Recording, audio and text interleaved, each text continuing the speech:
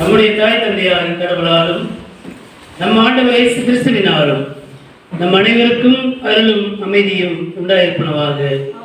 ஆமென். கண்களை மூடி ஆண்டவரை நோக்கி வேண்டிக் கொள்வோம். எல்லா நல்ல ஈவுகளுக்கும் ஊற்றும் காரணமாயிருக்கிற எங்கள் அன்பின் கடவுளே, என்றென்றைக்கும் வாழ்ந்து அரசாளுகிற எங்கள் அன்பின் அரசரே, நீரே இந்த உலகத்தின் தலைமை மேய்ப்பராக இருக்கிறீர். உம்முடைய மேய்ப்பின் கீழ் நாங்கள் ஆடுகளாக இருக்கிறோம். உம்மிடத்திலிருந்து நல்ல மேய்ச்சலை கண்டடைகின்ற அந்த உரிமையையும் பெரும் பேற்றினை நாங்கள் பெற்றிருக்கிறோம் என்ற நிலையிலே இந்த நாளிலே நாங்கள் உண்மை தொழுது கொள்ளவும் உண்மை வழிபடவும் உங்களுடைய வார்த்தையை நாங்கள் கேட்கவும் உங்களுடைய திருமநிலைக்கு வந்திருக்கிறோம். இப்பொழுதும் உங்களுடைய ஆவியார் வழியாக நீர் எங்களோடு பேசுகிறார்கள். திருமலையின் மறைவுகளை விளங்கிக் கொள்ளவும் அதன்படி எங்களுடைய பசுமதி வாழ்வை சீர்தூக்கி பார்த்து சீர்பொருந்த செய்து கொள்ளவும் ஆண்டவரின் துணை செய்கிறார்கள். இயேசு என்ற திருப்பெயரை முன்னிட்டு வேணும் செய்கிறோம். அன்பு நிறைந்த நல்ல கடவுளே, ஆமென்.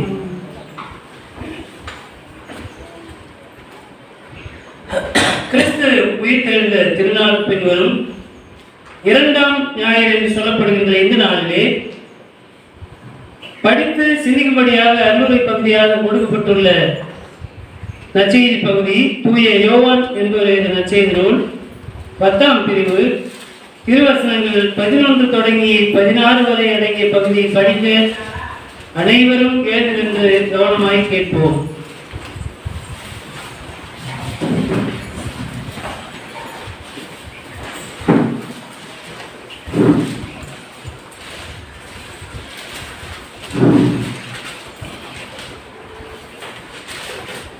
தூய யோவான் என்பவருடைய நற்செய்தி நூல் 10ஆம் பிரிவு திருவசனங்கள் 11 தொடங்கி 16 வரை அடங்கிய பகுதி. நல்ல ஆயன் நானே. நல்ல ஆயர் ஆடுகளுக்காக தம் உயிரை கொடுப்பார். கூலிக்கு மேய்ப்பவர் ஓநாய் வருவதை கண்டு ஆடுகளை விட்டு ஓடி போவார். ஏனெனில் அவர் ஆயரும் அல்ல, ஆடுகள் அவருக்கு சொந்தமும் அல்ல. ஓநாய் ஆடுகளை பற்றி இழுத்து கொண்டு போய் மந்தையை சிதறடிக்கும். கூலிக்கு மேய்ப்பவருக்கு ஆடுகளை பற்றி கவலை இல்லை. நல்ல ஆயன் நானே. தந்தை என்னை அறிந்திருக்கிறார், நானும் தந்தையை அறிந்திருக்கிறேன். அதுபோல நானும் என் ஆடுகளை அறிந்திருக்கிறேன், என் ஆடுகளும் என்னை அறிந்திருக்கின்றன. அவைகளுக்காக எனது உயிரை கொடுக்கிறேன். இக்கொட்டினை சேரா வேறு ஆடுகளும் உள்ளன. நான் அவற்றையும் நடத்தி செல்ல வேண்டும். அவையும் என் குரலுக்கு செவிசாய்க்கும். அப்போது ஒரே மந்தையும் ஒரே ஆயரும் என்னும் நிலை ஏற்படும் என்பவைகளே.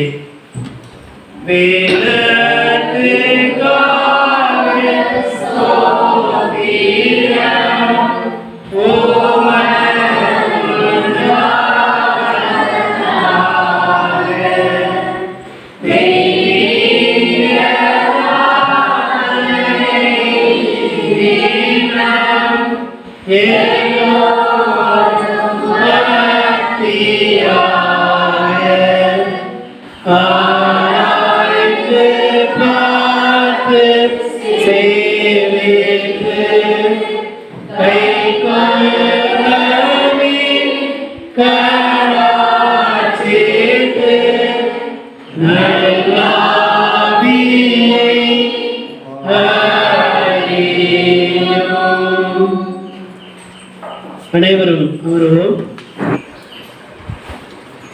கிறிஸ்துவுக்குள் அன்பான சகோதர சகோதரிகளே, அருமையான பிள்ளைகளே, குழந்தைகளே, பெற்றோர்களே, உங்கள் அனைவரையும் ஆண்டவர் இயேசு கிறிஸ்துவின் திருப்பெயராலே வாழ்த்துகின்றேன்.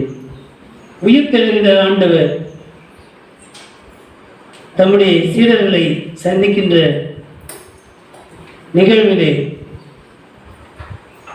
நம்பிக்கையற்ற இறை மக்கள், நம்பிக்கையற்ற சீடர்களை பார்த்து ஆண்டவர் நம்பிக்கை பெறுங்கள், உயிர் பெறுங்கள், எப்பொழுதும் உயிரோட்டம் உள்ளவர்களாய் இருங்கள் என்று சொல்லுகின்ற நற்செய்தியை சென்ற வாரத்திலே நாம் கேட்டோம். உலர்ந்த எலும்புகளே உயிரடையுங்கள், நம்பிக்கை குன்றியவர்களே அரணுக்கு நேராக திரும்புங்கள். நம்பிக்கைக்கு நேராக திரும்புங்கள். உண்மை இல்லாதவர்களே உண்மைக்கு நேராக திரும்புங்கள். அறியாமையில் இருப்பவர்களே அறிவுக்கு நேராக திரும்புங்கள். இவைகள் எல்லாம் ஆண்டவர் இயேசுவுடைய படிப்பினைகளாய் இருக்கின்றன. இன்றைய நாளிலே கடவுள் என் மேய்ப்பர், ஆண்டவரின் மேய்ப்பராய் இருக்கிறார் என்பதுதான் கருப்பொருள். அது படிக்கின்ற போதே 4 திருமறை பகுதிகளிலும் இருக்கின்றது. மேய்ப்பு பணி என்ன என்பதை குறித்தும், கடவுள் எப்படிப்பட்ட மேய்ப்பராய் இருக்கிறார், அவருடைய பணியாளர்கள் எப்படிப்பட்ட மேய்ப்பர்களாக இருக்க வேண்டும், திருச்சபை என்ன விதமான மேய்ப்பு பணியை செய்ய வேண்டும். இங்கே எல்லாருமே ஆடுகளாகவும் இருக்கிறோம். எல்லாருக்கும் கடவுள் மேய்ப்பு பணியையும் கொடுத்திருக்கிறார். நாம் ஆடுகளாகவும் இருக்கிறோம், மேய்ப்பராகவும் இருக்கிறோம். ஆமாவா இல்லையா? ஆமாவா இல்லையா? ஆண்டவர் ஆடா மேய்ப்பரார் இல்லையே? நானே நல்ல மேய்ப்பன். ஆண்டவர் வந்து மேய்ப்பர். ஆடு இல்லையா? ஆடு இல்லையா?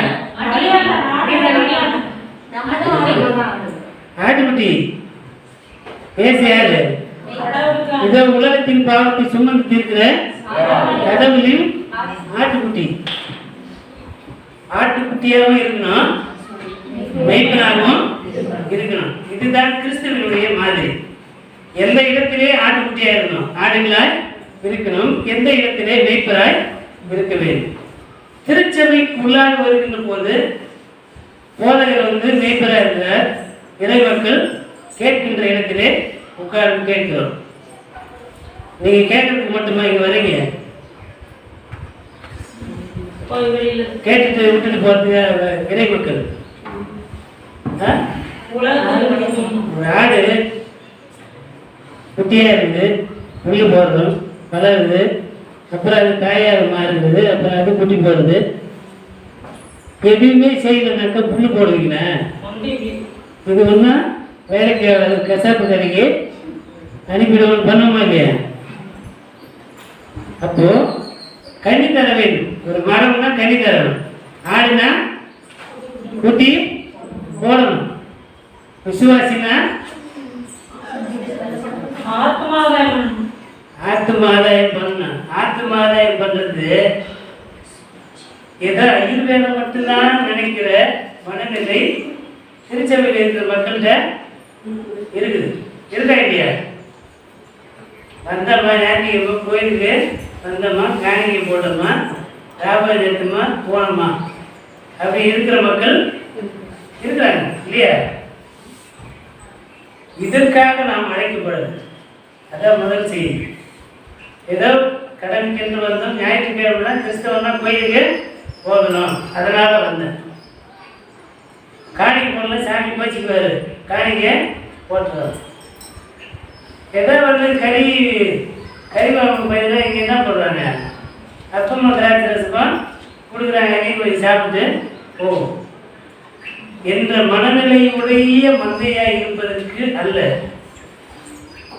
நாம் இந்த சமூகத்திற்குள்ளாக கோயிலுக்குள்ளே இருக்கிற வரைக்கும் நீங்க யாரு? ஆட்டுக்குட்டி. கோயிலை விட்டு வெளியே போகும்போது, வாசப்படி விட்டு வெளியே போகிறீங்க யாரு? யாருமா? நீங்களும் நானும் மேய்ப்பர்கள். சரிதா? நான் இங்கே நிற்கிற வரைக்கும் நான் மேய்ப்பன், நீங்கள் ஆடுகள். கீழே இறங்கி வந்தன 2 பேருமே அந்த மேய்ப்பு பணியை செய்ய வேண்டும். அப்போ யார் மேய்ப்பர்? நமக்கு மேலே தலைமை மேய்ப்பராக ஆண்டவர் இருக்கிறார். கடவுள் என் மேய்ப்பராக இருக்கிறார். ஆண்டவர் என் மேய்ப்பராக இருக்கிறார். ஆண்டவர் மேய்ப்பராக இருக்கின்ற போது என்ன நடக்கும்? என்ன நடக்கும்? நான் தாழ்ச்சி அடைவது, எனக்கு ஒரு குறைவும் இருக்காது. ஆண்டவர் தலைமை மேய்ப்பராக இருக்கும்போது ஆட்டுக்கு மட்டும் இல்லை, சிங்கத்துக்கு அவர் தான் மேய்ப்பர்.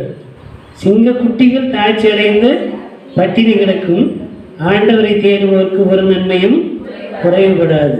அப்போ சிங்கத்துக்கு அவர் தான் யார்? மேய்ப்பர். இங்கே ஆண்டவர் என் மேய்ப்பராக இருக்கிறார், அவருடைய பராமரிப்பின் கீழாக இருக்கின்ற போது எனக்கு ஒரு குறைவும் கிடையாது. இந்த உடலுக்கான தேவை உணவு, நல்ல குடிநீர், நல்ல காற்று, இவை எல்லாவற்றையும் நல்ல குடியிருப்பு எல்லாவற்றையும் ஆண்டவர் நமக்கு தருகிறார். உண்ண உணவு தருகிறார், உடுக்க உடை தருகிறார். அவர் சிட்டுக்குருவிகளுக்கு எப்படி பராமரிப்பாளராக இருக்கிறாரோ அவர் நமக்கும் பராமரிப்பாளராக இருக்கிறார். சிட்டுக்குருவியில நாம் பெரியவர்களாக நம்மை காண்பித்துக் கொள்கிறோம். ஆனால் சிட்டுக்குருவி அளவு கூட நமக்கு விசுவாசம் இல்லை, அதுவும் உண்மை. இப்படிப்பட்ட நிலையிலே காகங்களை கவனித்து பாருங்கள், அவைகள் விதைக்கிறதும் இல்லை, களஞ்சியத்திலே சேர்த்து வைக்கிறதும் இல்லை, ஆனால் ஆண்டவர் அவைகளுக்கு விடை பூட்டுகிறார். அவைகள் ஆண்டவரை நோக்கி பார்க்கின்றன. காட்டு மலர்களை பாருங்கள், அவைகளை ஆண்டவர் உடுத்து வைக்கிறார். இவை எல்லாமே ஆண்டவருடைய பராமரிப்பினுடைய அடையாளம். மேய்ப்பு பணி என்பது பராமரிக்கின்ற பணி, பாதுகாக்கின்ற பணி. அப்போ உணவளித்தல், அவைகளை பாதுகாத்தல் என்கின்ற நிலையிலே ஆண்டவர் நமக்கு உணவளிக்கிறார். அவர் பசும் புல்வெளியிலே நம்மை நடத்தி, தண்ணீர்கள் அண்டையிலே நம்மை கொண்டு போய் நடத்தி நமக்கு நிறைவளிக்கின்றவராக இருக்கிறார். இது உடலுக்கான தேவை. அதோடு அவர் நிற்கிறார். அவரின் ஆத்துமாவை தேற்றி தம்முடைய திருப்பயனை முடித்து என்னுடைய என்னை தம்முடைய நீதியின் பாதையிலே நடத்துகிறார். அப்போ நமக்கு நீதி செய்கின்ற கடவுளாய் இருக்கிறார். நம்முடைய ஆத்மாவுக்கு, நம்முடைய ஆன்மாவுக்கு நீதி செய்கின்ற கடவுள். இந்த உலகத்தினுடைய அதிகப்படியான துன்பம் என்பது இறப்பு. அந்த இறப்பிலிருந்து நம்மை விடுவிப்பதற்காண்டவர் வல்லவராக இருக்கிறார். இந்த உலகத்தில் இருக்கின்ற பலவிதமான எதிர்ப்புகளின் நடுவிலே நம்மை வேறு பிரித்தெடுத்து தமக்கான மக்களாக தெரிந்து கொண்டு நம்மை திருநிலைப்படுத்துகின்ற ஆண்டவராய் இருக்கிறார். நம்முடைய எதிராளிகளுக்கு முன்பாக நாம் ஒரு நாளும் வெட்கப்பட்டு போகாதபடிக்கு நம்மை அருட்பொழிவு செய்கின்ற ஆண்டவர். இந்த உலகத்தின் வாழ்வை மாத்திரமல்ல, நிலை வாழ்வு அருளுகின்றவராய் ஆண்டவர் இருக்கிறார்.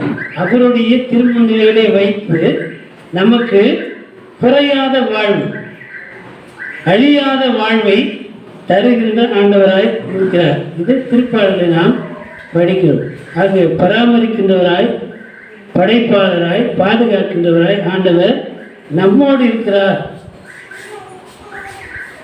எசேக்கியேல் இறைவாக்கின்ற நூல் இந்த நாளினுடைய உண்மையாலுமே நற்செய்தி யாருன்னா, சபையில் ஐயர்மாருக்கு தான் அது பிரசங்கம்.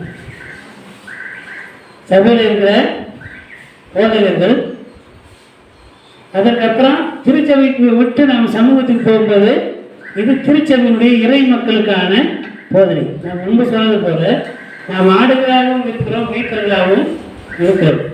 நான் ஆண்டவரினுடைய பராமரிப்புக்குள்ளாக இருந்தால்தான் அவருடைய மேய்ப்பு பணியை நான் பிரதிபலிக்க முடியும். அவருடைய பராமரிப்புக்குள்ளே இருக்கின்ற ஆடாக நான் இல்லாமல் நானே அலைந்து திரிகின்ற ஆடாக இருந்தால் நான் மேய்ப்பனாக இருப்பதற்கு தகுதியற்றவனாகிவிடுவேன். இது ஒரு மேய்ப்பன் கடைபிடிக்க வேண்டிய ஒழுக்கம்.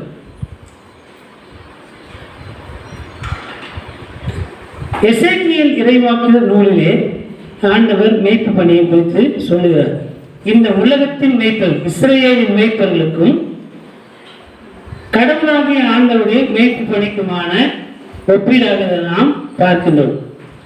லைட் என்ன பண்ணுவோம்.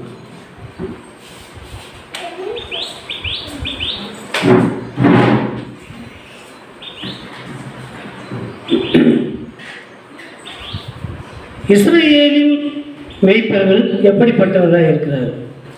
போன வாரம் அருள்வரை நாம் கேட்டோம். உலர்ந்த எலும்புகள் உயிரடையுமா என்று சொல்லிவிட்டு இறை மக்களுக்கு நற்செய்தி உரைக்கிறார். நீங்கள் ஒன்றா சோர்ந்து போகாதீர்கள், ஆண்டவர் விடுதலையை தருவார். நீங்கள் மீண்டும் உங்கள் சொந்த நாட்டிலே உயிர் வாழ்வோரின் நாட்டிலே நீங்கள் போய் குடியிருப்பீர்கள் என்று சொல்லி அதிகாரம் அற்ற மக்கள், குரலற்ற மக்கள், the people who are in the voiceless, குரல் ஒடுக்கப்பட்ட நிலையிலே என்னுடைய நியாயங்களுக்காக யார் பேசுவார், என்னுடைய நியாயம் மறுக்கப்பட்டிருக்கிறது என்ற நிலையிலே உரிமை இழந்த மக்கள், குரலற்ற மக்கள், தன்னுடைய நியாயங்களுக்காக பேசுவதற்கு ஆள் இல்லாத மக்கள், இப்படிப்பட்ட மக்களை பார்த்து எசேக்கியேல் இறைவாக்கு சொல்லும்போது ஆண்டவர் எனக்கு ஒரு காட்சியை கொடுக்கிறார். நாம் மீண்டுமாக நம்முடைய தாய் நாட்டுக்கு போவோம், அதனால் நாம் இங்கேயே மடிந்து போவோம் என்று நீங்கள் கவலைப்பட வேண்டாம். ஆண்டவர் நம்மை தாய் நாட்டுக்கு கொண்டு போவார். அவருடைய திருமுன்னிலையிலே என்றென்றைக்கும் இருப்பதற்கு நமக்கு மீண்டும் ஒரு வாய்ப்பை தருவார் என்று இஸ்ரேலின் எளிய மக்களுக்கு, சிறையிருப்பில் இருக்கின்ற அதிகாரமற்ற மக்களுக்கு ஆறுதல் அளித்து நம்பிக்கை ஊட்டுகின்றவராய் ஆண்டவர் எசேக்கியேல் வழியாக பேசுகிறார். இன்றைய நாளினுடைய திருமறை பகுதி மெய்ப்பர்களோடு பேசுகிறார். எப்படிப்பட்ட மெய்ப்பர்கள்? சர்ச், திருச்சபை என்றால் திருச்சபையிலே பலவிதமான காணிக்கை, பலவிதமான காணிக்கை. காணிக்கை என்பது ஏழைகளுக்கும் திக்கற்றவர்களுக்கும் கைம்பெண்களுக்கும் அனாதைகளுக்கும் வாழ்வளிப்பதற்காகத்தான் காணிக்கை. ஆனால் காணிக்கைகள் இன்று மன விருப்பத்தின்படி செலுத்த முடியாத ஒரு நிலையிலே இருக்கிறது. அவரவர் விசனமாயம் அல்ல, கட்டாயமாயம் அல்ல, தம்முடைய மனதில் நியமித்திருக்கிறபடியே காணிக்கைகளை கொண்டு வர கடவர் அப்படின்னு சொல்லி திருவசனம் சொல்லுகிறது. ஆனால் சில இடங்களில் ஆலயத்தில் போய் பார்த்துட்டு நம்ம ஆலயத்தில் 2 ஒழுங்கு தான். ஒன்று, சபை உறுப்பினர் என்கின்ற நிலையிலே சந்தா செலுத்தணும். மற்றபடி ஞாயிற்றுக்கிழமையில் நம்ம என்ன காணிக்கை வைக்கிறோமோ அதுதான் காணிக்கை. ஆனால் திருச்சபைக்கு வருமானம் வேண்டும் என்கின்ற பெயரிலே பலவிதமான காணிக்கை பார்த்தோன்னா லிஸ்ட் ஒட்டி வச்சுருக்கோம். பிறந்தநாள் காணிக்கை, திருமண காணிக்கை, ஸ்தோத்திர காணிக்கை, நன்றி காணிக்கை, போசனை காணிக்கை, கலர் கலராக கவர் அடித்து வச்சுக்கிற கோயிலெலாம் கூட இருக்கிறது. பல திருச்சபைகள், நம்முடைய திருச்சபைகள். இவைகளெல்லாம் என்ன செய்யப்படுகிறது? அதான் கேள்வி. ஏன் எசேக்கியேல் மிகுந்த கோபத்தோடு பேசுகிறார்? இஸ்ரவேலின் மேய்ப்பர்களே, உங்களுக்கு சொல்லுங்க, வசனம் படிக்கிறீங்களா இல்லையா? இஸ்ரவேலின் மேய்ப்பர்களே, உங்களுக்கு ஐயோ கேளு. ஏனென்றால் நீங்கள் மந்தையை மேய்க்காமல் உங்களையே நீங்கள் மேய்த்துக் கொள்ளுகிறீர்கள் என்று சொல்லி இஸ்ரவேலின் மக்களை பார்த்து கடவுளாகிய ஆண்டவர் எசேக்கியேல் வழியாக பேசுகிறார். என்ன நடந்தது அப்படின்னா, ஏன் அவர்கள் முதலாவது சிறைகளுக்கு போனாங்க அப்படின்னா, ஆசாரியர்கள் ஒரு நபர் முக்கியம். என்னென்னா, மக்கள்கிட்ட தசம பாகத்தை வாங்கி அதிலே ஆடம்பரமான வாழ்வு, உயர்தரமான மதுபானத்தை வாங்கி அதை எடுத்துன்னு வந்து பலிபீடத்தின் பனிமூட்டாக இருக்கின்ற ராபோஜன பாத்திரத்திலே, ராபோஜனம் என்பது நாம் கிறிஸ்தவர்களாக இருப்பதனால ராபோஜனம் என்ற வார்த்தையை பயன்படுத்துகிறோம். யூத முறைமையின்படி ஆலயத்தில் எப்பொழுதும் திராட்சை ரசம் இருக்கும். அதை கொஞ்சம் கூடுதலாக என்ன பண்ணுறது, ஃபெர்மெண்டேஷனுக்கு கொண்டு போய் அதை மதுபானமாக மாற்றி அதை ஆலயத்தினுடைய தூய்மையான கிண்ணத்திலே ஊற்றி குடிக்கின்ற ஆசாரியர்கள் இருந்தார். ஏற்கனவே சொல்லிடுறேன், ஏலியினுடைய பிள்ளைகள் பலி செலுத்தும் போது அந்த ஒரு இந்த சுல்லாக்கோள்னு சொல்லுவாங்க கிராமத்தில், இந்த முள்ளை மண்டி வச்சுட்டு என்ன பண்ணுவாங்க, 2 அம்பு மாரி இருக்கு, மீன் தூண்டில் மாரி 2 இருக்கும், குத்தனாக என்ன பண்ணான், தப்பிக்கவே முடியாது, மாட்டிக்கும். அதுபோல் கோலை வச்சுக்கிட்டு என்ன பண்ணுறது, சட்டியில் இருக்கிற கறியை எடுத்துகிட்டு போயிடுது. அது போன்ற ஆசாரியர்கள், இப்படிப்பட்ட ஆசாரியர்கள் கடவுளுடைய திருமுன்னிலையை தூய்மைக்குரியதாக இறை மக்கள் கடவுளை உயர்ந்த நிலையிலே வைத்து, ஆலயம் என்றால் பரிசுத்தமானது, அங்கே கடவுள் இருக்கிறார், அங்கே என்னுடைய கண்ணீரை ஆண்டவர் பார்க்கிறார், என்னுடைய கூக்குரலை ஆண்டவர் கேட்கிறார், எனவே கோயிலுக்கு வரணும்னு நினைக்கிற மக்கள் கோயிலுக்கு உள்ளே வரணும்னா அதுக்கு காசு வாங்குறது, அப்புறம் தசம பாகம் வாங்குறது, காணிக்கை போடுறது, இப்படி வரியின் மேலே வரி, காணிக்கையின் மேலே காணிக்கை என்று சொல்லி மக்களை ஏமாற்றி அதை வாங்கி அதிலே மதுபான பிரியர்களாய் இருந்தால் இது ஆசாரியர்கள் செய்த தவறு. இதுக்கு கூட்டுக்கு சொல்லுவோம்ல, கூட்டு களவாணிங்கன்னு, அந்த மாதிரி ஆளுங்க யாருன்னா ஜட்ஜஸ், நீதி வழங்க வேண்டிய நீதிபதிகள் இந்த ஆசாரியர்களோடு சேர்ந்து கொண்டு ஏழைகளுக்கான நியாயத்தை பேசாமல், யார் காணிக்கை கொடுக்குறான், யார் அதிகமாக காசு கொடுக்குறான்னா அவன் பக்கத்தில் போய் நின்று என்ன பண்ணுறது, நியாயத்தை புரட்டி, ஒருவேளை ஆமா சிறைவாக்குன்னு சொல்வது போல ஒரு ஜோடி செருப்புக்கு ஏழைகளை விற்று போடுகின்ற அவல நிலை இஸ்ரேல் நாட்டிலே இருந்தது. ஏழைகளை செருப்பை விட கேவலமாக நடத்தினார். அப்படிப்பட்ட ஒரு சூழலில் தான், அப்படிப்பட்ட சூழல் வந்ததுனால்தான், அதுக்கு மனம் திரும்பாமல் போனதுனால்தான் சிறையிருப்பிலே இருக்கிறார். இந்த மக்கள் சிறையிருப்பிலே இருப்பது காரணம் இந்த ஆசாரியர்களும் நியாயாதிபதிகளும் அரசு அலுவலர்கள். அரசன் என்ன பண்ணுறான், நம்ம நாட்டில் பாருங்க, சொந்த மண்ணில் இருக்கிற மக்களுக்கு பெட்ரோல் 95 ரூபாய் 100 ரூபாய் வரைக்கும் விற்குது. இங்கேருந்து நம்முடைய மண்ணிலே பெட்ரோலியத்தை சுத்திகரித்து நம்ம மண்ணையும் நம்முடைய நீரையும் கெடுத்து பொருளை உற்பத்தி செய்து 35 ரூபாய்க்கு வெளிநாட்டுக்கு இதே இந்திய நாட்டினுடைய ஆட்சியாளர்கள் விற்று கொண்டு இருக்கிறார்கள். ஆனால் சொந்த நாட்டு மக்களுக்கு எவ்வளோ, 100 ரூபாய். அப்போ நம்முடைய இராணுவ வீரர்களை கொலை செய்யறதுக்கு எதிராளிகளுக்கு கைக்கூலிகளாக இருந்து என்ன சொல்கிறாங்க, ஒரு ஆட்சி வரணுன்னாக்கா நரபலி செலுத்தணுமா, அதனால இராணுவ வீரர்கள் என்ன பண்ணுறாங்க, அவருடைய தியாகம் எலெக்ஷன் வரும்போது மட்டும் தியாகம்ன்ற வார்த்தையை பயன்படுத்துறது, மற்ற நேரத்தில் இருந்தால் இவர்கள் எல்லாம் வந்து நரபலி கொடுத்து தான் இந்த நாட்டை காப்பாற்ற வேண்டிய அவசியம் இருக்குது என்று சொல்லி உயிரின் மதிப்பை உணராமல் மிகுந்த ஆணவத்தோடு மக்களை ஆளுகின்ற ஆட்சியாளர் நிறைந்த காலகட்டத்திலே தான் நாம் வாழ்ந்து கொண்டிருக்கிறோம். இது இன்னைக்கு மாத்திரமல்ல, இஸ்ரேல் நாட்டில் இதே நிலை தான் இருந்தது. சொந்த சகோதரர்கள் நம்ம ஊரில் சொல்லுவோம்ல, வரப்பு தகராறு வந்து கோர்ட்டுக்கு போனோன்னா ஆகும், வரப்பு விலையை விட கோர்ட்டு ஃபீஸ் அதிகமாகும், இதான வக்கீல் வேலை. நீ ஏன்பா 2 பேர் அண்ணன் தம்பி ஆகிறீங்க, ஒரு வரப்புக்கு போய் சண்டை போடுறீங்க, போங்க வீட்டுக்கு போயிட்டு சந்தோஷமாக இருங்க என்று சொல்ல வேண்டிய வழக்குரைஞர்கள் 2 பேருக்கு 2 வக்கீல் உட்காந்துக்கிட்டு வாரம் வந்து கேஸ் இந்த வாரம் வருது, அடுத்த வாரம் வருது, 2000 ரூபாய் எடுத்து 4000 ரூபாய் எடுத்துவான 5000 ரூபாய் வரப்புக்கு 1,00,000 ரூபாய் வாங்கிக்கின்னு அண்ணன் தம்பிக்கு இடையில பிளவை உண்டாக்கி விட்டு அவர் என்றைக்குமே ஒன்று சேராதபடிக்கு குட்டி வரப்பு என்ன பண்ணுறான் பயன்படுத்துகின்ற வழக்குரைஞர்களும் நீதிபதிகளும் தான் இந்த நாட்டில் இருக்கிறோம். ஒரு கணவன் மனைவிக்கு இடையில பிரச்சனைனா கூட்டு உட்கார வச்சு வந்து கவுன்சிலிங் பண்ணணும். அம்மா குடும்பம்னா கஷ்ட நஷ்டம் இதுக்கு தான் செய்யும், இதுக்கு எதுக்கு கோர்ட்டுக்கு போகிறீங்க, நீங்கள் போய் என்ன பண்ணுங்க, ஒருவருடைய பாரத்தை ஒருவர் சுமந்து ஒருவரை ஒருவர் புரிந்து கொண்டு ஒருவரை ஒருவர் ஏற்று அங்கீகரித்து குடும்பத்தை போய் என்ன பண்ணுங்க நடத்துங்க. சொன்னால் டைவர்ஸ் கேஸ் வருமா கோர்ட்டுக்கு, போமா போவாது.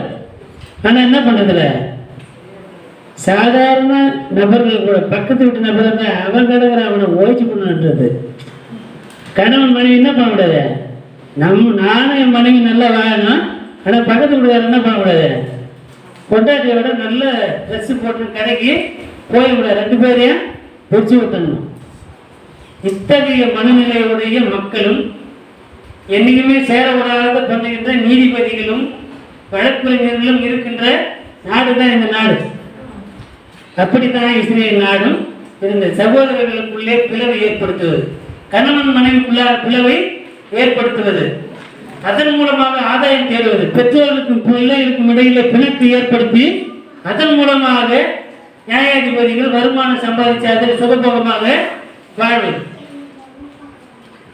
நாட்டினுடைய ஆட்சியாளர்கள் வரி சுமையை சுமத்தி மக்களுக்கு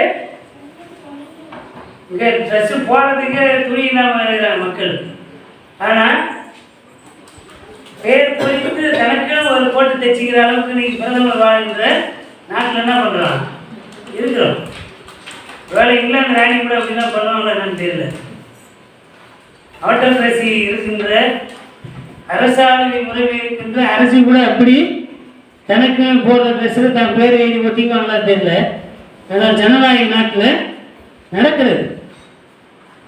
மக்கள் கோமணம் கட்டுறதுக்கே வழி இல்லாமல் இருக்கிறாங்க.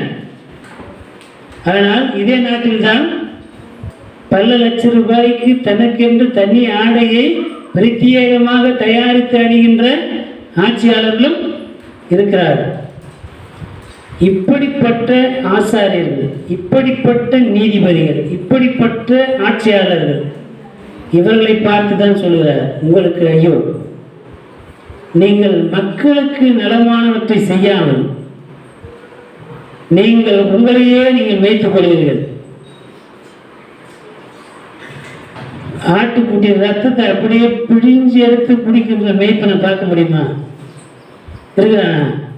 ஆனால் நம்ம நாட்டினுடைய ஆட்சியாளர்கள்லாம் நம்ம மக்களுடைய ரத்தத்தை அப்படியே பிழிந்து எடுத்து அதிலே சுகபோகமாக வாழ்ந்து கொண்டிருக்கிறார். உங்களுக்கு ஐயோ என்கிறார் ஆண்டவர். திருச்சபையினுடைய வருமானத்தை என்னுடைய சுகபோகமான வாழ்வுக்கு நான் பயன்படுத்தி கொண்டு என்னுடைய மக்களுக்கு சரியான இறைவார்த்தையை பகிராமல், திருவாரூர் ஒழுங்காக பகிராமல் இருப்பேனேயானால் என்னை பார்த்து ஆண்டவர் சொல்ற உனக்கு ஐயோ. அப்படிப்பட்ட இறைவாக்கை தான் இசைக்கியல் இறைவாக்கினர் இஸ்ரவேலின் அரசனை பார்த்து சொல்கிறார், உங்களுக்கு ஐயோ. இஸ்ரவேலின் ஆசாரியனை பார்த்து சொல்கிறார், உங்களுக்கு ஐயோ. இஸ்ரவேல் மக்கள் ஏன் இந்த துன்பத்துக்கு ஆளானாங்கன்னா, கடவுள் நிறைவாழ்வு அருளுகின்ற மேய்ப்பராய் இருக்கிறார். அவர் தான் எங்களை எகிப்து நாட்டிலிருந்து விடுவித்து கொண்டு வந்தார். அவர் தான் எனக்கு காலையிலே மன்னாவும் மாலையிலே காடையும் கொடுத்தார். 40 வருஷம் என் ட்ரெஸ்ஸு பழசா போகவே இல்லை. என் செருப்பினுடைய வார் கூட அவிழ்ந்து போல. இப்படி என்னை பாதுகாத்து பராமரித்த என்னுடைய மூதாதைகளை பாதுகாத்த ஆண்டவரை நான் நம்பிக்கை வைக்காமல், மற்ற நாட்டில் ராஜா இருக்கிறாங்க, எங்களுக்கும் ஒரு ராஜா வேணும். அந்த ராஜா வந்த நேரமும் அவன் செய்த விளைவும் தான் இஸ்ரேல் மக்களையும் கொண்டு போய் விட்டுச்சு. அழிவிலும் சிறை இருப்பிலும் கொண்டு போய் நிறுத்தியது. இப்போ ஆண்டவர் மக்களுக்கு சொல்லுகிறார், கொடுமையானவர்களை நான் என்ன பண்ணுவேன்? அழிச்சு விடுவேன்.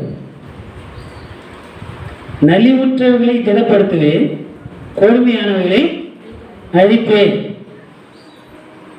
எப்ப அழிப்பேன்? பேதுருவை போல மனம் திரும்பி மீண்டுமாக ஆண்டவருடைய அழைப்புக்கு செவி விடாமல் போனால், தான் செய்தது தவறு என்று உணர்ந்து, ஆண்டவரே எனக்கு இன்னொரு வாய்ப்பு கொடுங்க, அல்லது ஆண்டவர் மறு வாய்ப்பு கொடுக்கின்ற போது அதற்கு பாத்திரமானாய் இல்லாமல் போகின்ற போது அழைத்து விடுவார். இன்னைக்கு லஞ்சம் எங்கே பார்த்தாலும் லஞ்சம். அப்பாயின்மெண்ட் போகணுமா லஞ்சம், டிரான்ஸ்ஃபர் வேணுமா லஞ்சம், விதவை பென்ஷன் வாங்கிறதுக்கே லஞ்சம் வாங்குற கேவலமான அதிகாரிகள் இருக்கின்ற நாட்டில் தான் இருக்கிறோம். டெத்து சர்டிஃபிகேட்டுக்கு லஞ்சம் வாங்குகின்ற கேடு கெட்ட அதிகாரிகள் வாழ்கின்ற நாட்டில் இருக்கிறோம். இப்படிப்பட்ட நிலையிலே நானே மேய்ப்பராக என் மக்களை நடத்துவேன். என்னுடைய ஆட்சி வரும், நான் மேய்ப்பராக இருந்து என் மக்களை நானே மேய்ப்பேன். மன்னன் திரும்பாத தலைவர்கள், ஆட்சியாளர்கள், ஆசாரியர்கள் யாராக இருந்தாலும் என்ன பண்ணுவேன்? உன்னை நான் அபிஷேகம் பண்ணிட்டேன், உனக்கு அருட்பொழி செய்திருக்கிறதுனால நீ தவறு செஞ்சுட்டே இருப்ப, நான் அதை அனுமதிச்சுட்டே இருப்பேன் ஆண்டவர் ஒரு நாளும் விட மாட்டார். அவருடைய அழைப்புக்கும் அவருடைய தகுதிப்படுத்துதலுக்கும் அவருடைய அருட்பொழிவுக்கும் நாம் பாத்திரவானாய் இருக்க வேண்டும். அப்படி இல்லாமல் போனால் ஆண்டவருடைய தண்டனை தீர்ப்பு வரும் என்கின்ற எச்சரிப்பை ஆசாரியர்களுக்கும் ஆட்சியாளர்களுக்கும் நீதி தலைவர்களுக்கும் சொல்லிவிட்டு இந்த பக்கம் பாதிக்கப்பட்ட மக்களை பார்த்து சொல்கிறார், ஒன்றும் கவலைப்படாதீங்க, நானே உங்கள் மேய்ப்பராக இருந்து உங்களை நான் வழி நடத்துவேன். உங்களுடைய முந்தின சீருக்கு உங்களை நான் என்ன பண்ணுவேன், கொண்டு போய் நிறுத்தி செழுமையான வாழ்வு, பசுமையான வாழ்விலை, குறைவில்லாத வாழ்விலை உங்களை நடத்துவேன். உங்களை என்னுடைய கையில் ஒருவரும் பறித்து கொள்ள முடியாத வாழ்வை நான் உங்களுக்கு தருவேன். சோர்ந்து போகாதீங்க. மனித அதிகாரங்களை கண்டு அவர்களை பார்த்து இவர்கள் தான் மேய்ப்பர்கள் என்றோ இவர்கள் தான் கடவுள் என்றோ நினையாதிருங்கள் என்று ஆண்டவர் சொல்கிறார். அந்நாளிலே நான் உங்களை கூட்டி சேர்ப்பேன். அன்னைக்கு நான் உங்கள் கடவுளாக இருப்பேன், நீங்கள் என் மக்களாய் இருப்பேன். நான் மேய்ப்பனாக இருப்பேன், நீங்கள் என் நாடுகளாய் இருப்பீர்கள். ஒரு மேய்ப்பன் எப்படிப்பட்டவனா இருக்குன்னா, பேருக்கு ஆண்டவர் உணர்த்த இந்த செய்தி, நீ இதுவரைக்கும் மீன் பிடிக்கிறவனா இருந்திருக்கிற, நான் உன்னை மனிதர்களை பிடிக்கிறவராக மாற்றுகிறேன் என்று அழைத்து அவனை தகுதிப்படுத்தி அருட்பொழிவு கொடுத்த ஆண்டவர் இப்பொழுது ஆண்டவர் சிலுவையிலே இருக்கின்ற போது, சிலுவையிலே அழைப்பதற்கு முன்னாலே பிடித்த உடனே என்ன பண்ணிட்டார், காணாமல் போயிட்டார். மறுதளிக்கவும் செய்தார். அழைப்பில் இருந்து வெளியே போயிட்டார், ரிசைன் பண்ணிட்டார். தன்னுடைய வேலையை அருட்பொழிவு பெற்ற நியாயப்படி என்ன பண்ணிட்டாரு, எனக்கு இந்த வேலை வேணாம், நான் உயிரோடு இருந்தா போதும், உமக்காக ஜீவனையை தருவேன் என்றவன் இப்போ என்ன பண்ணிட்டான், உயிருக்கு பயந்து ஓடி போய் ஒழிச்சுக்கிட்டான். தன்னுடைய பணியை ரிசைன் பண்ணிட்டு போனவனை திரும்பவும் ஆண்டவர் சந்திக்கிறார். திரும்பவும் ரீகமிஷன், மீண்டும் பணியிலே அமர்த்துகிறார். என் மக்களை மேய்ப்பியா, என்னுடைய மக்களை வழிநடத்துவியா, என் மக்கள் மீது அன்பு செலுத்துவியா, என் மேலே அன்பு இருக்கிறதா இருந்தா, வலது கைக்கும் இடது கைக்கும் வித்தியாசம் தெரியாத இந்த ஜனம், இந்த மக்களை எனக்காக அவர்கள் என்ன பண்ணான், தகுதிப்படுத்தினான் என்று பேதுருவை சந்திக்கின்ற ஆண்டவர் அவனுக்கு தன்னுடைய மேய்ப்பு பணியை கற்றுக் கொடுக்கிறார். பேதுருவுக்கு ஆண்டவர் மேய்ப்பு பணியை கற்றுக் கொடுக்கிறார். எதுனா, கெத்சமனே தோட்டத்தில் இயேசுவும் அவருடைய சீடர்களும் இருக்கிறார், காட்டி கொடுக்கப்படுகிறார். வந்து இராணுவம் வந்து கைது செய்கின்ற போது ஆண்டவர் அந்த இராணுவ வீரனை பார்த்து சொல்வார், நீ உனக்கு யார் வேணும், எங்களுக்கு இயேசு வேணும், நான் தான், நீங்கள் தேடுவது நான் தான் என்றால் இவர்கள் எல்லாரையும் போகவிடு என்று சொல்லி தம்முடைய சீடர்களை பாதுகாப்பாய் அனுப்பி வைத்துவிட்டு தம்மை சிறைப்படுத்திக் கொள்கிறார். ஆனால் இன்னைக்கு ஆட்சியாளர்களாகட்டும் யாராக இருந்தாலும் ஒரு குற்றம் கண்டுபிடிக்கப்பட்டால் நான் இல்லை ஒரு கடைசியாக போய் ஒரு நிரபராதியை மாட்டிவிட்டு உண்மையான குற்றவாளி தப்பித்து விடுகின்ற நிலைகள் இருக்கின்றன. இப்படிப்பட்ட நிலையிலே ஆண்டவர் தம்மை பலியாடாக ஒப்புவித்துவிட்டு தம்முடைய சீடர்களை காப்பாற்றுகிறார்.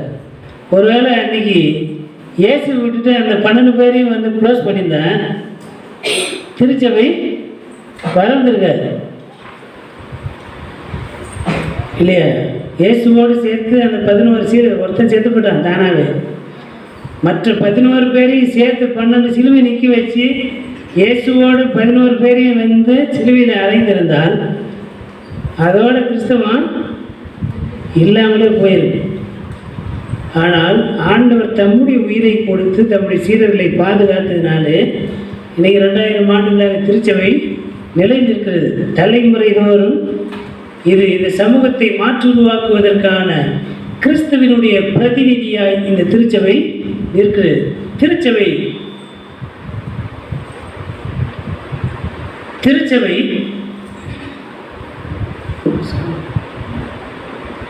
திருச்சபை மேய்ப்பு பணியை செய்வதற்காக அழைக்கப்பட்டிருக்கிறது. ஆக திருச்சபையினுடைய விசுவாசிகளாய் பற்றுறுதியின் மக்களாய் இருக்கின்ற நாம் தான் ஆண்டவருடைய பணியை செய்வதற்கான மேய்ப்பர்களாக இந்த சமூகத்திற்குள்ளே கடந்து செல்ல அழைக்கப்படுகிறோம். உங்களை ஓநாய் கூட்டத்திற்குள்ளாக அனுப்புகிறேன். உயிருக்கு பயந்து என்ன பண்ண முடியாது, ஆண்டவருடைய வேலையை செய்ய முடியாது. அப்போ ஒரு மேய்ப்பன் தன் ஆடுகளுக்காக உயிரை கொடுக்கிறவராக இருக்க வேண்டும். நானும் அவைகளுக்கு வாழ்வு உண்டாயிருக்கவும் அந்த வாழ்வு நிறைவு அடையவுமே நான் என்ன பண்ணியிருக்கிறேன், வந்திருக்கிறேன். ஆகவே நான் என்னுடைய ஆடுகளுக்காக உயிரை கொடுக்கிறேன். எனக்கு ஒவ்வொருவரையும் எனக்கு தெரியும். என் ஆடுகளை நான் முழுமையாக அறிந்திருக்கிறேன். என் ஆடுகள் என்னை அறிந்திருக்கின்றன. அப்போ என்னுடைய மக்கள் என்னை அறிந்திருக்கிறார்கள். என்னுடைய திருவுளம் இன்னது என்பதை என்னுடைய மக்கள் அறிந்திருக்கிறார்கள். என்னுடைய இந்த அரசை கட்டியெழுப்புகின்ற பணியை என்னுடைய மக்கள் செய்கிறார்கள். அப்போ கிறிஸ்துவின் மனநிலை உடையவர்களாக இருப்பதற்கு நாம் அழைக்கப்படுகிறோம். கிறிஸ்து தலையாக இருக்கிறார், திருச்சபை அவருடைய உடலாக இருக்கிறது. கடவுளின் திருவுளம் இந்த உலகிலே நிறைவேற்றப்படுவதற்கு கிறிஸ்து செயலாற்றி கொண்டே இருக்கிறார். திருச்சபையாகிய நாம் அவரோடு உடன் பயணித்து இந்த சமூகத்தை மாற்றுருவாக்கு செய்து எல்லா மக்களும் வாழ்வு பெறுவதற்கான பணியை செய்வதற்கு நம்மை மேய்ப்பு பணிக்கு ஆண்டவர் அழைக்கிறார். நாம் அழைப்பை ஏற்கனவே பெற்றிருக்கிறோம். எப்பொழுது திருமுழுக்கிலே நாம் இணைக்கப்பட்டோமோ அப்பொழுதே நாம் மேய்ப்பு பணியை செய்வதற்காக அழைக்கப்பட்டிருக்கிறோம். அதுதான் முதல் தகுதி. ஒருவேளை திருச்சபையினுடைய ஒழுங்குல ஆயர்கள் தான் அருட்பொழி பெற்றவர்கள் என்பது அது ஒரு நிலை, திருச்சபை ஒழுங்கு. ஆனால் திருமறையினுடைய சாரத்தின்படி பார்த்தோமானால் இயேசு திருமுழுக்கு பெற்றார், திருப்பணியை தொடங்கினார். அப்போ திருமுழுக்கு என்பது மேய்ப்பு பணி செய்வதற்கான தகுதிப்படுத்துதல். ஆகவே நீங்கள் எப்பொழுது திருமுழுக்கு பெற்றீர்களோ அப்பொழுதே மேய்ப்பு பணி செய்வதற்கான தலைமைத்துவ பொறுப்பு உங்களுக்கு கொடுக்கப்பட்டிருக்கிறது. ஆகவே நாம் அனைவருமே இந்த சமூகத்திலே வாழ்வறியாத மக்களுக்கு வாழ்வை அடையாளப்படுத்துகின்ற மக்களாய், வாழ்வை பகிர்கின்றவர்களாய், ஆசீர்வாதத்தை பகிர்கின்றவர்களாய் மேய்ப்பு பணி செய்வதற்கு நாம் அழைக்கப்படுகிறோம். கிறிஸ்துவின் சீரத்துவம் என்பது மற்றவர்களுக்கு வாழ்வளிக்கும் பணி, மற்றவர்களை பராமரிக்கின்ற பணி. இங்கே கிறிஸ்தவன் அல்லாதவன் என்கின்ற பாகுபாடெல்லாம் கிடையாது. ஒரே மந்தையும் ஒரே மேய்ப்பனுமாக இருக்கும். அதுதான் இறையரசு. ஆக நாம் உண்மையிலே கிறிஸ்துவை விசுவாசிக்கின்ற மக்களாக, பற்றுறுதி கொண்டிருக்கின்ற மக்களாக இருப்போமேயானால் அனைத்து மக்களையும் நம்முடைய அன்பினால் கட்டி இழுக்கின்ற மக்களாய் நம்முடைய வாழ்வை வெளிப்படுத்த வேண்டும். அதைத்தான் ஆண்டவர் நம்மிடத்திலே எதிர்பார்க்கின்றார். ஆண்டவர் மேய்ப்பராக இருக்கிறார், நாம் அவரிடத்திலிருந்து நிறைவாழ்வை பெற்றிருக்கிறோம். அதே பணி செய்வதற்கு ஆண்டவருடைய பிரதிநிதிகளாக இந்த சமூகத்தில் கலந்து செல்வதற்கு இந்த நாளிலே இந்த திருவசனங்கள் வழியாக ஆண்டவர் நமக்கு உணர்த்துகின்றார். குரல் நமக்கு, நம்முடைய சத்தத்தை கேட்பதற்கு யார் இருக்கிறார், நம்முடைய பேச்சை கேட்கறதுக்கு யார் இருக்காங்க, நம்முடைய கஷ்டங்களை புரிந்து கொள்வதற்கு யார் இருக்கிறார். இதய துடிப்பை புரிந்து கொள்ள ஒருவரும் இல்லையே என்று அங்கலாய்க்கின்ற மக்கள் இங்கே கோடான கோடி உண்டு. யாரை நான் அனுப்புவேன், யார் போவார் என் காரியமாய் என்று கூக்குரல் எழுப்புகின்ற கடவுளே இருக்கிறார். யார் என்னுடைய வேலை யார் செய்வாங்க என்ற அங்கலாய்ப்பு ஆண்டவருக்குள்ளாக இருக்கிறது. அவருடைய மேய்ப்பு பணியை செய்து அனைவருக்குமான வாழ்வை உறுதிப்படுத்துவதற்கு இந்த நாளிலே ஆண்டவர் நம்மை அழைக்கிறார். அவருடைய அழைப்பையும் அவருடைய அருட்பணியையும் பெற்றிருக்கின்ற நாம் இந்த உலகத்திற்குள்ளாக சென்று அனைத்து மக்களுக்கான நலனை குறித்து கரிசனை கொள்ளுகின்ற மக்களாக இருப்பதற்கு நாம் அழைக்கப்படுகிறோம். ஆன்மீகம் என்பது ஏதோ கோயிலுக்குள்ள பாட்டு பாடி கை தட்டிட்டு போகிறது கிடையாது. சமூகத்தினுடைய பிரச்சனைகளை கவனிக்க வேண்டும். அதை கவனிக்காமல் வெறுமையாய் கண்ணை மூடிக்கொண்டு ஜெபிப்பதனாலோ, பிரச்சனை என்னன்னு தெரியாமல் எதற்காக ஜெபிக்க போகிறோம்? எனக்கான பிரச்சனை எனக்கு தெரியும். எண்ணற்ற மக்கள் பிரச்சனையோடு இருக்கிறார். மக்களுடைய பிரச்சனை நாம் கேட்க வேண்டும், செவிசாய்த்து கேட்க வேண்டும். நம்முடைய ஜெபத்தை கேட்கணும்னு நினைக்கிறோம் இல்லையா? ஆண்டவரே, உங்களுடைய கண்கள் எப்போது எங்களுடைய கண்ணீரை காண்பதற்கு திறந்திருக்கணும். சாலமோன் எழுதுறார், எப்பொழுதும் உங்களுடைய கண்கள் என்னுடைய கண்ணீரை காண்பதற்கு திறந்திருக்க வேண்டும். உங்களுடைய செவிகள் எப்போது என்னுடைய விண்ணப்பத்தின் சத்தத்திற்கு செவி சாய்த்திருக்கிறான். நம்முடைய கண்ணீரையும் நம்முடைய கூக்குரலையும் ஆண்டவர் பார்க்க வேண்டும், கேட்க வேண்டும் என்று எத்தனை அக்கறை நமக்கு இருக்கிறதோ, அதுபோல் இந்த சமூகத்திலே மற்றவருடைய கண்ணீரை காண்பதற்கு நம்முடைய கண்கள் திறந்தனவாய் இருக்கணும். மற்றவருடைய கூக்குரலை, அவருடைய அழுகுரலை கேட்டு அவருடைய பிரச்சனையிலிருந்து விடுதலை அளிப்பதற்கு நம்முடைய காதுகள் எப்பொழுதும் we want to listen. நம் மற்றவர்களுடைய குரலை கேட்பதற்கு, கவனமாய் கேட்பதற்கு நாம் பொறுப்பாளிகளாக இருக்கிறோம். காயனை பார்த்து ஆண்டவர் கேட்கிறார், காயனே, உன் சகோதரனாகிய ஆபேல் எங்கே? எனக்கு தெரியாது, நான் என்ன அவனுக்கு வேலைக்காரன், நான் என்ன அவனுக்கு காவலாளியா என்று தட்டி கழிக்கின்ற ஆட்களாக இருப்பதற்கு அல்ல.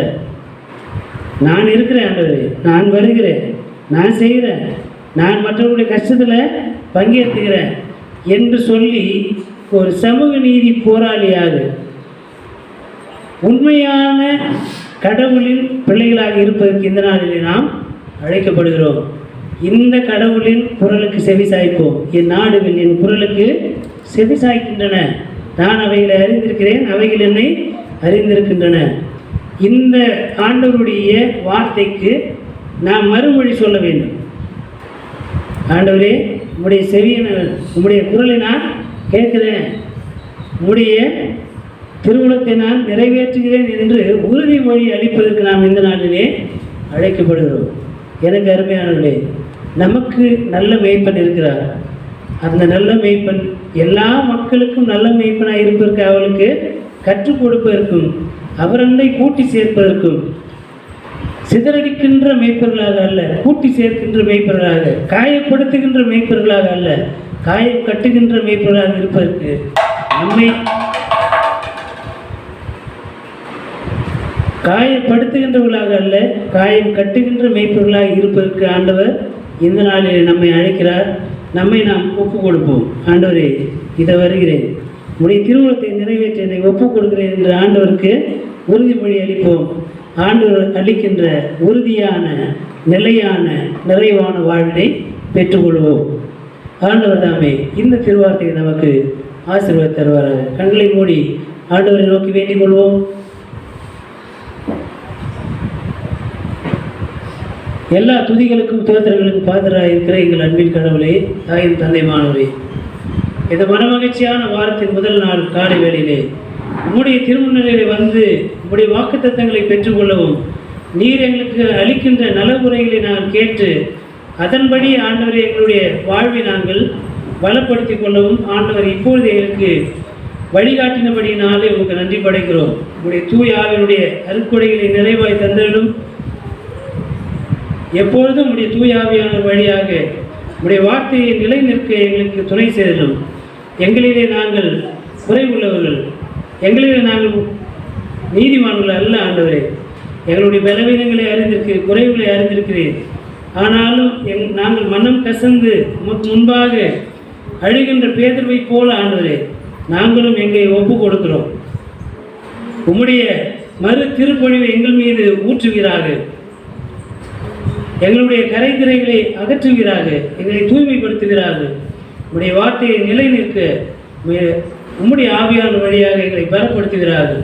வந்திருக்கின்ற பெற்றோர்களையும், சகோதர சகோதரிகள், பிள்ளைகள், குழந்தைகள் ஒவ்வொருவரையும் ஆசீர்வதிக்கிறார்கள். இந்த வார்த்தைகள் அவருடைய இருதயத்திலே நிலை நிற்கவும், அதன்படி தங்களுடைய வாழ்வை சீர்கொண்டு செய்து கொள்ளவும் ஆண்டவர் என்றென்றைக்கும் அவரை ஆசீர்வதிக்கிறார்கள். உடைய ஆவியானுடைய ஆளுகைக்குள்ளாக வைத்து காப்பீரார்கள். எல்லா துதி, கனம், மாட்சிமையாவற்றும் ஒருவருக்கே இருக்கணும். எங்கள் ஆண்டவர் மீட்பெருமாக இயேசு கிறிஸ்துவின் வழியாய் வேண்டுதல் செய்கிறோம். அன்பு நிறை நல்ல கடவுளே, ஆமென்.